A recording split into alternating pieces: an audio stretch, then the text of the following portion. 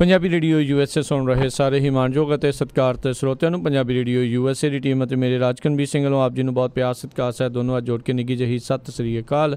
ਸਭ ਨੂੰ ਜੀ ਨੂੰ ਆਖਦੇ ਹਾਂ। ਸੋ ਤੋਂ ਪ੍ਰੋਗਰਾਮ ਦੇ ਵਿੱਚ ਆਪ ਸਭ ਦਾ ਸਵਾਗਤ ਹੈ। ਪ੍ਰੋਗਰਾਮ ਖਬਰ 'ਤੇ ਨਜ਼ਰ ਅੱਜ 1 ਮਈ ਦਿਨ ਸੋਮਵਾਰ 'ਤੇ ਆਪਣੇ ਨਾਲ ਜੁੜ ਚੁੱਕੇ ਨੇ ਸਵੇਰ ਦੇ ਖਬਰ 'ਤੇ ਨਜ਼ਰ ਪ੍ਰੋਗਰਾਮ ਦੇ ਵਿੱਚ ਮਿੰਟੂ ਗੁਰੂਸਰੀਆ ਜੀ ਮਲੋਟ ਸਟੂਡੀਓਜ਼ ਤੋਂ। ਮਿੰਟੂ ਜੀ ਨਿੱਘੀ ਜੀ ਨੂੰ ਪਿਆਰ ਭਰੀ ਸਤਿ ਸ਼੍ਰੀ ਅਕਾਲ ਜੀ। ਸ਼ੁਕਰੀਆ ਜੀ ਸਾਰਿਆਂ ਨੂੰ, ਸਤਿ ਸ਼੍ਰੀ ਅਕਾਲ। ਸਾਡੇ ਅੱਜ ਦੇ ਪ੍ਰੋਗਰਾਮ ਖਬਰ 'ਤੇ ਨਜ਼ਰ ਉਸ ਨੂੰ ਸਪਾਂਸਰ ਕਰਦੇ ਨੇ ਖਾਲਸਾ ਇੰਸ਼ੋਰੈਂਸ ਏਜੰਸੀ ਵਾਲੇ, ਜਿਨ੍ਹਾਂ ਦੇ ਕੋਲੋਂ ਤੁਸੀਂ ਹਰ ਇੱਕ ਤਰੀਕੇ ਦੀ ਇੰਸ਼ੋਰੈਂਸ ਕਰਵਾ ਸਕਦੇ ਹੋ।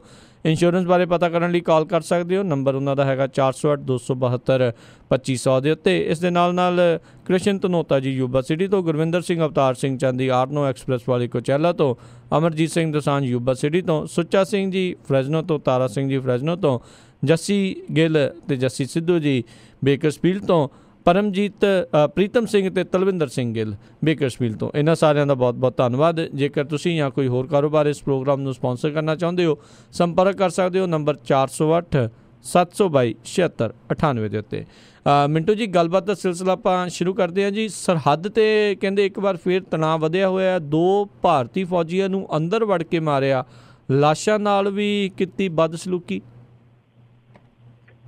ਦੇਖੋ, ਜਿੱਦਾਂ ਸੌਰਵ ਕਾਲੀਆ ਦਾ ਮਸਲਾ ਸੀ, ਕੈਪਟਨ ਸੌਰਵ ਕਾਲੀਆ ਕਾਰਗਿਲ ਦੇ ਵਿੱਚ ਫੜ ਲਿਆ ਉਹਨਾਂ ਨੇ। ਉਸ ਤੋਂ ਬਾਅਦ ਉਹਦੇ ਨਾਲ ਜਿਸ ਤਰੀਕੇ ਨਾਲ ਇੱਕ ਅਣਮਨੁੱਖੀ ਵਤੀਰਾ ਉਹਦੇ 'ਤੇ ਕੀਤਾ ਗਿਆ, ਅਣਮਨੁੱਖੀ ਤਸ਼ੱਦਦ ਢਾ ਕੇ ਉਹਨੂੰ ਕਤਲ ਕੀਤਾ ਗਿਆ, ਅੱਖਾਂ ਕੱਢ ਕੇ ਮਾਰਿਆ ਗਿਆ, ਕੰਨ ਵੱਢ ਕੇ ਮਾਰਿਆ ਗਿਆ।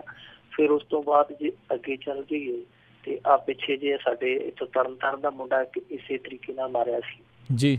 ਫਿਰ ਜੇ ਪਿੱਛੇ ਚੱਲ ਜਾਈਏ ਉਸ ਤੋਂ ਵੀ 2013 ਦੇ ਵਿੱਚ ਸੁਧਾਕਰ ਸਿੰਘ ਹੇਮਰਾਜ ਉਹਨਾਂ ਦੇ ਸਿਰ ਵੱਢ ਕੇ ਲੈ ਗਏ ਸੀ। ਇਹਨਾਂ ਸਾਰੀਆਂ ਘਟਨਾਵਾਂ ਦਾ ਅੱਜ ਇੱਕ ਵਾਰ ਫਿਰ ਜ਼ਹਿਨ ਦੇ ਵਿੱਚ ਉਹੀ ਜਿਹੜਾ ਖੌਫ, ਉਹੀ ਡਰ, ਉਹੀ ਰੋਸ ਇੱਕ ਵਾਰ ਫਿਰ ਤਾਜ਼ਾ ਹੋ ਗਿਆ। ਕਾਰਨ ਇਹ ਹੋਇਆ ਕਿ ਅੱਜ ਇੱਕ ਵਾਰ ਫਿਰ ਕ੍ਰਿਸ਼ਨਾ ਘਾਟੀ ਦੇ ਕੋਲ ਕਸ਼ਮੀਰ ਦੇ ਵਿੱਚ ਉੱਥੇ ਉਹਨਾਂ ਨੇ ਤੜਕੇ 8:40 ਤੇ ਫਾਇਰਿੰਗ ਕੀਤੀ। ਫਾਇਰਿੰਗ ਜਦੋਂ ਕੀਤੀ ਉਸ ਸਮੇਂ ਇਹ ਤਾਰੋਂ ਪਾਰ ਗਏ ਸਨ। ਜਿਹੜੇ ਸਾਡੇ ਇੱਥੋਂ ਦੇ ਫੌਜੀ ਸੀਗੇ ਤਾਰੋਂ ਪਾਰ ਗਏ ਸੀਗੇ, ਪਰ ਜਿਹੜੀ ਕੰਟਰੋਲ ਰੇਖਾ ਹੁੰਦੀ ਹੈ ਉਹਦੇ ਤੋਂ ਪਿੱਛੇ ਸਨ, ਯਾਨੀ ਆਪਦੇ ਅਧਿਕਾਰਤ ਇਲਾਕੇ ਵਿੱਚ ਸੀ। ਉਹਨਾਂ ਨੇ ਅਚਨਚੇਤੀ ਫਾਇਰਿੰਗ ਕੀਤੀ ਹੈ। ਉਹਦੇ 'ਚ 2 ਜ਼ਖਮੀ ਆ, 2 ਮਰ ਗਏ। 2 ਜਿਹੜੇ ਮਰੇ ਆ ਫੌਜੀ, ਉਹਨਾਂ ਦੇ ਵਿੱਚੋਂ ਇੱਕ ਸ਼ਾਇਦ ਉਹਦਾ ਨਾਮ ਪ੍ਰੇਮ ਆ, ਦੂਸਰੇ ਦਾ ਨਾਮ ਪ੍ਰੇਮ ਸਾਗਰ, ਦੂਸਰੇ ਦਾ ਨਾਮ ਪਰਮਜੀਤ ਸਿੰਘ ਆ। ਪਰਮਜੀਤ ਸਿੰਘ ਫਿਰ ਤਰਨਤਾਰਨ ਦਾ, ਜਿਹੜਾ ਅੱਜ ਪਰਮਜੀਤ ਸਿੰਘ ਮਰਿਆ ਉਹ ਵੀ ਇੱਥੋਂ ਦਾ ਹੀ ਹੈ, ਤਰਨਤਾਰਨ ਦਾ। ਸੋ ਇਹਨਾਂ ਦੋਹਾਂ ਲਾਸ਼ਾਂ ਦੇ ਨਾਲ ਮੁੜ ਕੇ ਵੱਢ ਟੋਕ ਕੀਤੀ ਗਈ ਆ। ਇਹ ਇੱਕ ਬਹੁਤ ਹੀ ਸੰਵੇਦਨਸ਼ੀਲ ਮੁੱਦਾ ਹੋ ਜਾਂਦਾ, ਕਿਉਂਕਿ ਕੋਈ ਵੀ ਜੰਗੀ ਨੇਮ, ਜਦੋਂ ਵੀ ਕੋਈ ਜੰਗੀ ਅਸੂਲ ਹੁੰਦਾ ਉਹ ਇਸ ਦੀ ਇਜਾਜ਼ਤ ਨਹੀਂ ਦਿੰਦਾ, ਚਾਹੇ ਕੋਈ ਦੁਸ਼ਮਣ ਆ, ਕਿ ਦੁਸ਼ਮਣ ਦੀ ਲਾਸ਼ ਨਾਲ ਵੀ ਕੋਈ ਇਸ ਤਰ੍ਹਾਂ ਦਾ ਵਹਿਸ਼ਤ ਵਾਲਾ ਵਤੀਰਾ ਅਖਤਿਆਰ ਕਰੇ।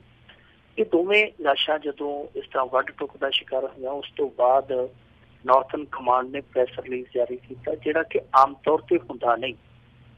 ਆਮ ਤੌਰ ਤੇ ਕੀ ਹੁੰਦਾ ਕਿ ਇਹਨਾਂ ਘਟਨਾਵਾਂ ਨੂੰ ਉਹਲਾ ਚੇਪਾ ਦਿੱਤਾ ਜਾਂਦਾ ਕਿ ਜਿੰਨਾ ਕੋ ਪੜਦਾ ਰਹੇ ਠੀਕ ਹੈ, ਲੋਕੀ ਭੜਕਣ ਨਾ।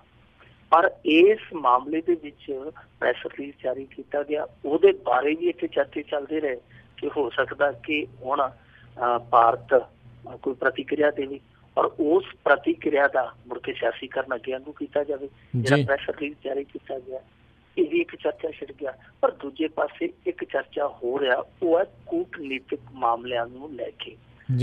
ਕੁਛ ਦਿਨ ਪਹਿਲਾਂ ਜਾਂ ਕਹਿ ਲਈਏ 2-3 ਦਿਨ ਪਹਿਲਾਂ ਪਾਕਿਸਤਾਨ ਦੇ ਵਿੱਚ ਭੁਚਾਲ ਆਇਆ ਸੀਗਾ। ਉਹ ਇੱਕ ਭੁਚਾਲ ਕੀ ਸੀ, ਸਿਆਸੀ ਇੱਕ ਬਹੁਤ ਵੱਡੀ ਉੱਥੇ ਪੈਂਤੜੇਬਾਜ਼ੀ ਖੇਡੀ ਗਈ। ਤਾਲਿਬਾਨ ਸੀਗਾ ਬਹੁਤ ਤਗੜਾ, ਜਿਹਨੇ ਮਲਾਲਾ ਯੂਸਫ ਜੀ ਨੂੰ ਗੋਲੀ ਮਾਰੀ ਸੀਗੀ, ਉਸੇ ਦਲ ਬਲ ਦਾ ਹੀ ਬੰਦਾ ਸੀਗਾ ਅਹਿਸਾਨ ਉੱਲਾ ਅਹਿਸਾਨ। ਉਹਨੇ ਅਚਾਨਕ ਸਰੈਂਡਰ ਕਰ ਦਿੱਤਾ। ਸਰੈਂਡਰ ਕਰਨ ਤੋਂ ਬਾਅਦ ਇਹ ਇਕਬਾਲ ਕੀਤਾ ਕਿ ਜਿਹੜੀ ਸਾਡੀ ਸੰਗਠਨ ਸੀਗਾ, ਜਿਹੜੀ ਸਾਡੀ ਤਨਜ਼ੀਮ ਸੀ, ਉਹਨੂੰ ਭਾਰਤ ਆਪਰੇਟ ਕਰ ਰਿਹਾ ਸੀ, ਯਾਨੀ ਕਿ ਤਾਲਿਬਾਨ ਨੂੰ ਵੀ ਫੰਡਿੰਗ ਭਾਰਤ ਜਾਂ ਰੌ ਕਰ ਰਿਹਾ ਸੀਗਾ। ਇੱਕ ਬੜਾ ਵੱਡਾ ਖੁਲਾਸਾ ਸੀ। ਪਰ ਉਸ ਖੁਲਾਸੇ ਨੂੰ ਪਾਕਿਸਤਾਨ ਦੇ ਵਿੱਚ ਉਹਨਾਂ ਦਾ ਮੀਡੀਆ ਜਾਂ ਕੁਛ ਸਿਆਸੀ ਵਿਰੋਧੀ ਜਿਹੜੇ ਸੀਗੇ ਉਹ ਨਹੀਂ ਸੀ ਮੰਨਦੇ। ਉਹ ਕਹਿੰਦੇ ਕਿ ਇਹਨੂੰ ਆਪ ਹੀ ਤਿਆਰ ਕੀਤਾ ਗਿਆ ਔਰ ਇਹ ਸਿਰਫ ਤੇ ਸਿਰਫ ਇੱਕ ਨਾਟਕ ਕੀਤਾ ਜਾ ਰਿਹਾ ਔਰ ਆਉਣ ਵਾਲੇ ਸਮੇਂ 'ਚ ਇਹ ਖਤਰਨਾਕ ਸਾਬਤ ਹੋਏਗਾ। ਦੂਜਾ ਇਹ ਹੋਇਆ ਕਿ ਇਹਨਾਂ ਦਾ ਜਿਹੜਾ ਫੌਜੀ ਕਮਾਂਡਰ ਆ ਆਸਿਫ ਬਾਜਵਾ, ਉਹ ਕੱਲ ਇੱਥੇ ਆਇਆ ਜਿੱਥੇ ਅੱਜ ਇਹ ਸਭ ਕੁਝ ਵਾਪਰਿਆ ਉਸ ਇਲਾਕੇ ਦੇ ਵਿੱਚ ਉਹਨੇ ਦੌਰਾ ਕੀਤਾ ਔਰ ਕੱਲ ਹੀ ਪਾਕਿਸਤਾਨ ਨੇ ਖੁੱਲੇ ਰੂਪ ਦੇ ਵਿੱਚ ਇਹ ਐਲਾਨ ਕਰ ਦਿੱਤਾ ਕਿ ਜਿਹੜੀ ਕਸ਼ਮੀਰ ਨੂੰ ਸਾਡੀ ਸਿਆਸੀ ਇਮਦਾਦ ਆ, ਸਿਆਸੀ ਇਮਦਾਦ ਕਹਿ ਲਓ ਜਾਂ ਅੱਤਵਾਦੀ ਇਮਦਾਦ ਕਹਿ ਲਓ, ਉਹਨਾਂ ਨੇ ਕਿਹਾ ਉਹ ਸਾਡੀ ਜਾਰੀ ਰਹੇਗੀ। ਸੋ ਅੱਜ ਇਸ ਘਟਨਾ ਦਾ ਵਾਪਰਨਾ ਔਰ ਇਹਨਾਂ ਘਟਨਾਵਾਂ ਤੋਂ ਪਹਿਲਾਂ ਅਜੀਤ ਡੋਵਾਲ ਦਾ ਕੂਟਨੀਤਿਕ ਮੁਹਾਜ਼ ਤੇ ਪਾਕਿਸਤਾਨ ਨੂੰ ਖੇਰੂ ਕਰਨਾ, ਅਮਰੀਕਾ ਦੇ ਨਾਲ ਚੰਗੇ ਤਾਲੁਕਾਤ ਪੈਦਾ ਕਰਕੇ ਇਹਨਾਂ ਨੂੰ ਬੈਕਫੁੱਟ ਤੇ ਲਿਆਉਣਾ, ਇਹ ਸਾਰਾ ਕੁਛ ਹੈ ਨਾ ਜਿਹੜਾ ਹੁਣ ਉਸ ਪਰਪੇਖ ਦੇ ਵਿੱਚ ਵੇਖਣਾ ਪੈਣਾ ਹੈ ਕਿ ਅੱਗੇ ਚੱਲ ਕੇ ਪਾਕਿਸਤਾਨ ਨੇ ਜਿਸ ਤਰੀਕੇ ਨਾਲ ਪੈਂਤੜਾ ਅਪਣਾਇਆ, ਭਾਰਤ ਜਿਸ ਤਰੀਕੇ ਨਾਲ ਕੂਟਨੀਤੀ ਕਰਦਾ ਪਿਆ, ਇਹਨਾਂ ਮਾਮਲਿਆਂ ਦੇ ਵਿੱਚੋਂ ਜਿਹੜਾ ਅੱਜ ਇਹ ਮਾਮਲਾ ਨਿਕਲਿਆ, ਆਉਣ ਵਾਲੇ ਦਿਨਾਂ ਦੇ ਵਿੱਚ ਇਹ ਤੇ ਅਸੀਂ ਪੱਕਾ ਹੀ ਮੰਨ ਕੇ ਚੱਲੀਏ ਕਿ ਜਿਹੜਾ ਰਿਸ਼ਤਾ ਸੀ ਭਾਰਤ ਪਾਕਿਸਤਾਨ ਦਾ, ਉਹ ਤੇ ਹੁਣ ਪੱਕੇ ਭਾਂਡੇ ਪੈ ਗਿਆ, ਜਾਂ ਕਹਿ ਲਈਏ ਕਿ ਕੁੜੱਤਨ ਦੇ ਕੜਾਏ ਦੇ ਵਿੱਚ ਬਿਲਕੁਲ ਹੀ ਪੈ ਗਿਆ। ਹੁਣ ਆਉਣ ਵਾਲੇ ਦਿਨਾਂ ਦੇ ਵਿੱਚ ਉੱਥੇ ਹਲਚਲ ਜਿਹੜੀ ਬਾਰਡਰ ਤੇ ਉਹ ਵਧੇਗੀ ਔਰ ਕੂਟਨੀਤਿਕ ਮੁਹਾਜ਼ ਤੇ ਇੱਥੇ ਜਾਲਬਾਜ਼ੀ ਹੈ ਜਿਹੜੀ ਉਧਰੋਂ ਵੀ ਇੱਧਰੋਂ ਵੀ ਤੇਜ਼ ਹੋ ਜਾਵੇਗੀ। ਇਸ ਸਮੇਂ ਪੂਰੇ ਦੇਸ਼ ਦੇ ਵਿੱਚ ਇਸ ਘਟਨਾ ਨੂੰ ਲੈ ਕੇ ਵੈਸੇ ਰੋਸ ਆ। ਅੱਜ ਇੱਕ ਰਿਪੋਰਟ ਵੀ ਆਈ ਹੈ ਜਿਹਦੇ ਵਿੱਚ ਹੁਣ ਤੱਕ 40,900 ਬੰਦੇ ਦੇ ਮਾਰੇ ਜਾਣ ਦੀ ਰਿਪੋਰਟ ਆ 1990 ਤੋਂ ਲੈ ਕੇ ਅੱਜ ਤੱਕ ਕਸ਼ਮੀਰ ਦੇ ਵਿੱਚ, ਜਿਹਦੇ ਚ 13,000 ਸਿਵੀਲੀਅਨ ਆ, 25,000 ਅੱਤਵਾਦੀ ਹੈ, ਕੁਝ ਸੁਰੱਖਿਆ ਕਰਮਚਾਰੀ ਆ। ਸੋ ਇਸ ਤਰੀਕੇ ਦੀਆਂ ਜਿਹੜੀਆਂ ਰਿਪੋਰਟਾਂ ਆਉਂਦੀਆਂ ਪਈਆਂ, ਉਹਦੇ ਵਿੱਚ ਜੇ ਇਹ ਗਿਣਤੀ ਲਾ ਲਈਏ ਔਰ ਇਸ ਤੋਂ ਅੱਗੇ ਵੀ ਇਹ ਗਿਣਤੀ ਹੈ ਜਿਹੜੀ ਵੱਧਦੀ ਜਾਣੀ ਹੈ ਜਿਸ ਤਰੀਕੇ ਦਾ ਮਾਹੌਲ ਬਣਦਾ ਪਿਆ। ਉਂਝ ਅੱਜ ਇੱਕ ਕੈਸ਼ ਵੈਨ ਨੂੰ ਵੀ ਲੁੱਟਿਆ ਗਿਆ, ਉਹਦੇ ਚ ਵੀ ਅੱਤਵਾਦੀਆਂ ਨੇ ਹਮਲਾ ਕਰਕੇ 7 ਬੰਦੇ ਮਾਰ ਦਿੱਤੇ ਆ, ਕੈਸ਼ ਵੀ ਲੁੱਟ ਕੇ ਲੈ ਗਏ 40-50 ਲੱਖ। ਜੀ ਜੀ ਜੀ ਅਗਲੀ ਮਿੰਟੋ ਜੀ ਗੱਲ ਕਰੀਏ ਵੀ ਭਾਰਤ ਦੀ ਜੁਡੀਸ਼ਰੀ ਦੇ ਵਿੱਚ ਇੱਕ ਨਵਾਂ ਮੀਲ ਪੱਥਰ ਜਸਟਿਸ ਕਰਨਨ ਦੀ ਜ਼ਹਿਨੀ ਹਾਲਤ ਦੀ ਜਾਂਚ ਕਰਨ ਦੇ ਸੁਪਰੀਮ ਕੋਰਟ ਨੇ ਹੁਕਮ ਦਿੱਤੇ ਨੇ। ਦੇਖੋ, ਜਦੋਂ ਵੀ ਨਿਆਂ ਪ੍ਰਣਾਲੀ ਦਾ ਕੋਈ ਚੈਪਟਰ ਖੁੱਲੇਗਾ ਨਾ ਅੱਗੇ ਜਾ ਕੇ ਭਵਿੱਖ ਦੇ ਵਿੱਚ, ਤੇ ਉੱਥੇ ਜਸਟਿਸ ਕਰਨਨ ਦਾ ਵਰਣਨ ਬਹੁਤ ਥਾਵਾਂ ਤੇ ਮਿਲੇਗਾ, ਕਿਉਂਕਿ ਜਸਟਿਸ ਕਰਨਨ ਦੇ ਮਾਮਲੇ ਦੇ ਵਿੱਚ ਇੰਨੇ ਰਿਕਾਰਡ ਬਣੇ ਆ, ਇੰਨੀ ਹਿਸਟਰੀ ਕ੍ਰੀਏਟ ਹੋਈ ਹੈ ਕਿ ਕਮਾਲ ਦੀ ਗੱਲ ਆ। ਜਸਟਿਸ ਕਰਨਨ ਉਹ ਬੰਦਾ ਸੀ ਜਿਹੜਾ ਆਪਣੀ ਪੋਸਟ ਤੇ ਬਹਿ ਕੇ, ਯਾਨੀ ਜਸਟਿਸ ਦੀ ਪੋਸਟ ਤੇ ਬਹਿ ਕੇ ਇਹ ਮੁੱਦਾ ਉਠਾਉਂਦਾ ਕਿ ਜੀ ਇੱਥੇ ਜੁਡੀਸ਼ਰੀ ਦੇ ਵਿੱਚ ਜਾਤੀਵਾਦ ਭੇਦਭਾਵ ਹੈ, ਇੱਕ ਬਹੁਤ ਵੱਡੀ ਗੱਲ ਹੈ। ਫਿਰ ਉਹਦੀ ਬਦਲੀ ਕੀਤੀ ਜਾਂਦੀ ਹੈ, ਉਹ ਆਪਣੀ ਅਦਾਲਤ ਲਾ ਕੇ ਸੁਪਰੀਮ ਕੋਰਟ ਵੱਲੋਂ ਕੀਤੇ ਬਦਲੀ ਦੇ ਹੁਕਮਾਂ ਨੂੰ ਰੱਦ ਕਰ ਦਿੰਦਾ। ਇਹ ਵੀ ਇੱਕ ਕਮਾਲ ਦਾ ਉਹਦਾ ਪੈਂਤੜਾ ਸੀ। ਫਿਰ ਇਸ ਤੋਂ ਬਾਅਦ ਉਹਨੂੰ ਜ਼ਮਾਨਤੀ ਵਾਰੰਟ ਭੇਜਿਆ ਜਾਂਦਾ, ਜ਼ਮਾਨਤੀ ਵਾਰੰਟ ਉਹਨੂੰ ਦਿੱਤਾ ਜਾਂਦਾ ਔਰ ਜਦੋਂ ਦੇਣ ਜਾਂਦੇ ਆ ਤੇ ਬਹੁਤ DGP ਆਪ ਜਾਂਦਾ, ਬੜੀ ਪੁਲਿਸ ਭੇਜੀ ਜਾਂਦੀ ਹੈ, ਉਹ ਉੱਥੇ ਫਿਰ ਅਦਾਲਤ ਲਾ ਲੈਂਦਾ, ਬਰਾਬਰ ਉਹ ਵੀ ਸਮਨ ਕੱਢ ਦਿੰਦਾ ਚੀਫ ਜਸਟਿਸ ਆਫ ਇੰਡੀਆ ਜਾਂ ਹੋਰ ਜਸਟਿਸ ਦੇ ਨਾਂ ਤੇ। ਇੱਥੋਂ ਤੱਕ ਕਿ ਸੁਪਰੀਮ ਕੋਰਟ ਉਹਨੂੰ ਅਦਾਲਤੀ ਅਵੱਗਿਆ ਤੇ ਕੇਸ ਦੇ ਵਿੱਚ ਸਮਨਿੰਗ ਕਰਦੀ ਹੈ, ਉਹ ਆਉਂਦਾ ਤੇ ਇਹ ਗੱਲ ਕਹਿੰਦਾ ਕਿ ਜੀ ਮੈਂ ਮਾਫੀ ਮੰਗਣ ਨੂੰ ਤਿਆਰ ਹਾਂ, ਪਹਿਲਾਂ ਐ ਕਰੋ ਜਿਹੜੇ ਤੁਸੀਂ ਮੇਰੇ ਕਾਨੂੰਨੀ ਅਧਿਕਾਰ ਕੰਮ ਕਰਨ ਦੇ ਵਾਪਸ ਲਏ ਆ ਉਹ ਮੈਨੂੰ ਵਾਪਸ ਦੇ ਦਿਓ, ਮੋੜ ਦਿਓ, ਮੈਂ ਮਾਫੀ ਮੰਗ ਲੂ। ਉੱਥੇ ਵੀ ਸ਼ਰਤ ਰੱਖ ਦਿੰਦਾ।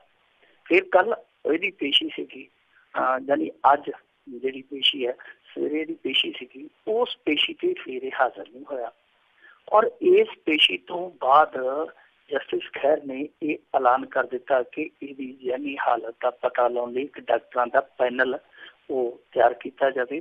ਉਹ DGP ਦੀ ਅਗਵਾਈ ਦੇ ਵਿੱਚ ਉਹ ਪੈਨਲ ਇਹਦੀ ਜ਼ਹਿਨੀਅਤ ਦੀ ਜਾਂਚ ਕਰੇ ਕਿ ਕੀ ਇਹ ਬੰਦਾ ਮਾਨਸਿਕ ਤੌਰ ਤੇ ਠੀਕ ਹੈ ਜਾਂ ਨਹੀਂ।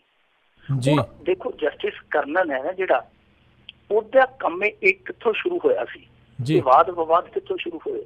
ਅਸਲ ਦੇ ਵਿੱਚ ਜਸਟਿਸ ਕਰਨਨ ਨੇ ਪਿਛਲੇ ਕੁਝ ਹਫ਼ਤੇ ਪਹਿਲਾਂ ਇੱਕ ਚਿੱਠੀ ਲਿਖ ਦਿੱਤੀ ਸੀ। ਚਿੱਠੀ ਦੇ ਵਿੱਚ 20 ਜੱਜਾਂ ਦਾ ਨਾਂ ਲਿਖ ਦਿੱਤਾ ਸੀਗਾ ਕਿ ਇਹ ਜੱਜ ਹੈ ਜਿਹੜੇ ਉਹ ਬਹੁਤ ਜ਼ਿਆਦਾ ਕਰਪਟ ਨੇ, ਇਹਨਾਂ ਦੀ ਇਨਕੁਆਇਰੀ ਕਰਾਈ ਜਾਵੇ। ਔਰ ਪ੍ਰਧਾਨ ਮੰਤਰੀ ਨੂੰ ਲਿਖ ਦਿੱਤਾ ਸੀ।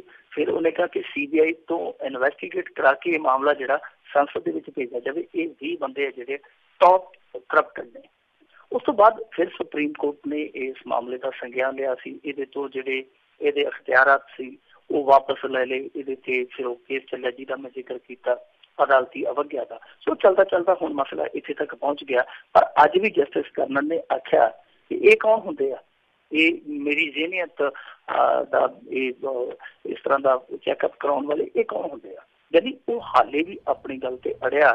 ਪਿੱਛੇ ਜੇ ਜਦੋਂ ਇਹਦੇ ਖਿਲਾਫ ਜ਼ਮਾਨਤੀ ਵਾਰੰਟ ਜਾਰੀ ਕੀਤੇ ਆ ਤੇ ਉਹਨੇ ਅੱਗੋਂ ਆਪਣੀ ਅਦਾਲਤ ਫੇਰ ਲਾ ਕੇ ਇਹਨਾਂ ਤੇ 14 ਕਰੋੜ ਰੁਪਈਆ ਹਰਜਾਨਾ ਪਾਤਾ ਔਰ ਉਲਟਾ ਜਿੰਨੇ ਜਸਟਿਸ ਸੀਗੇ ਯਾਨੀ ਸੰਵਿਧਾਨਕ ਬੈਂਚ ਦੇ ਵਿੱਚ ਬੈਠੇ ਸੱਤਾਂ ਤੇ ਵਿਦੇਸ਼ ਜਾਣ ਤੇ ਰੋਕ ਆਪਣੀ ਅਦਾਲਤ ਚਲਾਤੀ। ਸੋ ਉਹ ਬੰਦਾ ਅੜਿਆ ਹੋਇਆ ਔਰ ਐਸਾ ਅੜਿਆ ਹੋਇਆ ਕਿ ਉਹ ਸਾਰਿਆਂ ਦੀ ਅੱਖ 'ਚ ਰੜਕਦਾ। ਅਸਲ ਦੇ ਵਿੱਚ ਉਹਨੇ ਜੂਨ ਦੇ ਵਿੱਚ ਰਿਟਾਇਰ ਹੋ ਜਾਣਾ।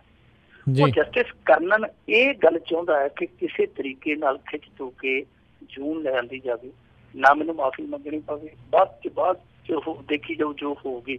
ਜਿਹੜੀ ਆ ਸਰਵਿਸ ਹੈ ਇਹ ਇਸ ਸਰਵਿਸ ਨੂੰ ਖਿੱਚ ਧੂ ਕੇ ਉੱਥੋਂ ਤੱਕ ਪਹੁੰਚਾ ਦਿੱਤਾ ਜਾਵੇ। ਉਸ ਤੋਂ ਬਾਅਦ ਦਾ ਫਿਰ ਦੇਖਾਂਗੇ ਕਿ ਤੇਲ ਕਿੱਧਰ ਜਾਂਦਾ, ਤੇਲ ਦੀ ਧਾਰ ਕਿੱਧਰ ਨੂੰ ਜਾਂਦੀ ਹੈ। ਪਰ ਇਹ ਜਿਹੜੇ ਇੱਥੋਂ ਦੇ ਸੰਵਿਧਾਨਕ ਬੈਂਚ ਦੇ ਨਾਲ ਜੁੜੇ ਜੱਜ ਆ ਇਹ ਚਾਹੁੰਦੇ ਆ ਕਿ ਉਦੋਂ ਪਹਿਲਾਂ ਇਸ ਮੁੱਦੇ ਨੂੰ ਨਜਿੱਠਿਆ ਜਾਵੇ, ਕਿਉਂਕਿ ਸਵਾਲ ਹੁਣ ਜੁਡੀਸ਼ਰੀ ਦੇ ਵਕਾਰ ਦਾ ਬਣ ਗਿਆ।